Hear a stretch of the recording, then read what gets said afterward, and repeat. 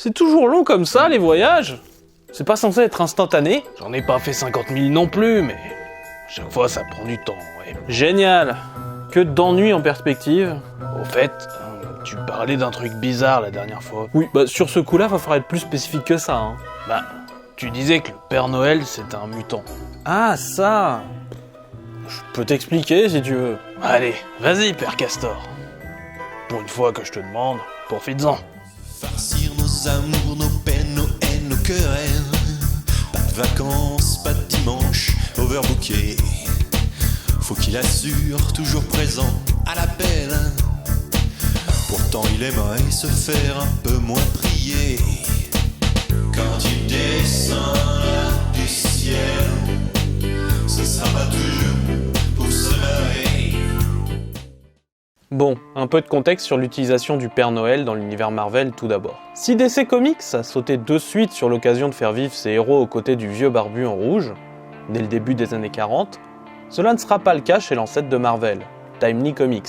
Et cela continuera pendant un bon moment, car la légende veut que Stan Lee, devenu éditeur avec le temps, n'aimait pas utiliser l'image du Père Noël. C'est pourquoi la première apparition du vieux barbu en rouge chez Marvel, ou plutôt son ancêtre, ne date que de 1955, et encore dans des anthologies d'histoires consacrées aux choses étranges, tel le numéro 34 de Strange Tales. Ces occurrences resteront bien rares et le seront encore plus une fois les super-héros remis au goût du jour. Il faudra attendre 1969 pour que le Père Noël apparaisse en compagnie de héros dans l'univers Marvel, dans le numéro 10 de Nick Fury, agent du Shield. L'univers Marvel évitait même le plus souvent de mentionner Noël, laissant une image peut-être plus enfantine aux héros de la firme Eau de Lettres. Il a fallu attendre le départ de Stan Lee pour des réimpressions d'anciennes histoires parlant de Noël, par exemple dans les années 70, sous le nom de Giant Super-Hero Holiday Grab Bag. Et alors quand je te dis de faire Père Castor, t'es pas obligé de me faire la bio de tout le monde non plus. Bah, faudrait savoir, je croyais que j'avais le droit d'en profiter pour une fois. L'histoire que je vais vous conter vient du premier numéro spécial de Marvel préparé spécialement pour les fêtes de fin d'année. Le tout premier Marvel Holiday Special, daté de 1991. Pourquoi le premier et pourquoi pas le Grab Bag déjà mentionné ?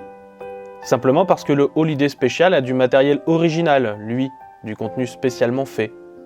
Pour le coup, l'histoire d'ouverture de ce numéro ne se fout pas de nous. On est en 1991 et c'est une des premières fois que Scott Lobdell, futur scénariste des titres mutants, écrit sur les X-Men, tandis que l'artiste Dave Cockrum, qui a redonné une nouvelle popularité aux mutants en leur donnant un nouveau départ avec les All New, All Different X-Men en 1975, dessine pour sa part une des dernières histoires avec les mutants. Bref, on se fout vraiment pas de votre gueule. Bon alors, ok, on a du beau monde, mais le Père Noël est un mutant ? Sérieusement ? Bah, c'est pas plus idiot que d'autres choses qui sont passées dans cette émission. Sérieusement. L'histoire qui va suivre est plutôt connue aujourd'hui. Aussi, j'ai envie de vous la présenter comme le lirait un lecteur de 1991. Bref, l'histoire commence au manoir X, dont le nom sonne toujours plus comme le manoir du patron de Playboy que celui d'une académie pour jeunes surdoués, désolé. Nous assistons à une histoire du passé, où les nouveaux X-Men, que sont Wolverine, Tornade, Diablo, Colossus et Banshee, décident de décorer le sapin de Noël. Enfin, sauf Wolverine, bien sûr, qui préfère fumer son cigare tranquille dans son coin en rabaissant les autres. Bref, le Wolverine du début. Notons au passage que si Dave Cockrum fait énormément d'efforts pour coller au style de l'époque, il ne va pas jusqu'à dessiner Wolverine comme à l'époque, et celui-ci semble un peu plus moderne. Et donc, pendant que Tornade découvre les joies de Noël, absent de son Kenya natal, une alarme retentit dans le bureau de Charles Xavier. Seulement, ni le chauve télépathe, ni les X-Men plus anciens, comme Cyclope ou Jean Grey, ne sont présents au manoir, ce qui peut poser problème. Surtout que cette alarme, c'est parce que Cerebro a détecté le mutant le plus puissant jamais enregistré. Les X-Men décident donc de se rendre sur place afin de prendre contact avant que d'autres ne le fassent. Et c'est vrai que dit comme ça, les X-Men ça fait très secte en fait. L'équipe se retrouve donc en plein grand magasin pendant les fêtes de Noël, mais un problème de taille se présente. La confrérie des mauvais mutants est aussi là, et à la recherche du même mutant pour tenter eux aussi de le recruter. Génial, combat de secte. Allez, c'est parti. Bon, déconne pas, les X-Men ont un but noble, eux. Hashtag pas tous dans le même panier. Tu passes vraiment trop de temps sur le net, gamin. Comme vous vous en doutez, les deux équipes se rencontrent et c'est un peu la baston, forcément. Mais le combat improvisé ne dure pas longtemps, car les belligérants sont, semble-t-il, arrêtés par... le Père Noël ? Notons d'ailleurs que les mauvais mutants viennent littéralement d'être transformés en jouets, et les X-Men effarés espèrent vraiment qu'on ne va pas lancer une ligne de jouets X-Men. Ouais, une petite pique sur le marketing autour des héros. J'aime ça, gamin. Gamin? Oh mon Dieu, Spider-Man, excuse-moi, je ne savais pas.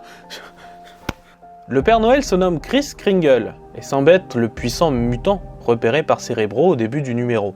Seulement, celui-ci déclare ne pas vouloir prendre parti, et surtout pas maintenant, à la saison où tout le monde doit être joyeux. Bon, sauf que clairement, il a déjà pris parti. Je veux dire, il y a un camp qui est transformé en jouet, et un camp qui est toujours debout, donc voilà. En tout cas, le Père Noël efface les souvenirs de tout le monde, et téléporte les X-Men au loin, avec un simple tapotement du nez. L'équipe se retrouve donc en costume civil, sur le Rockefeller Center. Il se met à neiger, un peu par miracle. Et surtout, l'équipe retrouve Scott Summers et Jean Grey, qui étaient en pleine session shopping. Et la dernière case est littéralement la première page du numéro 98 des X-Men, qui était à l'époque la première mention de Noël dans le titre X-Men, un numéro qui était lui-même dessiné par Dave Cockrum il y a de cela plus de 15 ans. Et fin. C'est une histoire que j'aime beaucoup, bien sûr, belle et touchante. Surtout pour le lien avec X-Men 98, pour le coup, qui est effectué de façon très organique. Mais j'ai un petit problème avec elle, c'est que l'histoire semble avoir pris des proportions considérables auprès de certains fans. Bah, c'est pas ce que tu veux, que les gens prennent les comics de Noël plus au sérieux. Alors oui, mais pas au point de citer encore et toujours cette histoire comme une espèce de sainte écriture. Certains utilisent réellement cette histoire pour se crêper le chignon entre fans. Ils utilisent cette histoire de façon sérieuse, se tirent le bouchon pour savoir si le Père Noël est un mutant de niveau Oméga, tout ça, enfin...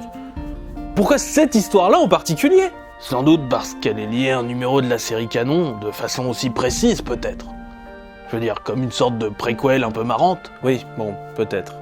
Bon, en tout cas, ce numéro vaut la peine d'être lu, et... j'en ai plusieurs. Ça vous dit d'en gagner un ? Ouh là là là là, c'est le 4e mur qui va pas être content. Rendez-vous sur Twitter ou sur Facebook dans les liens dans la description pour savoir comment faire. Vous avez quelques jours, soyez rapide. Pas comme cette bouse volante qui décidément n'avance pas du tout. Oh, ça va, hein ?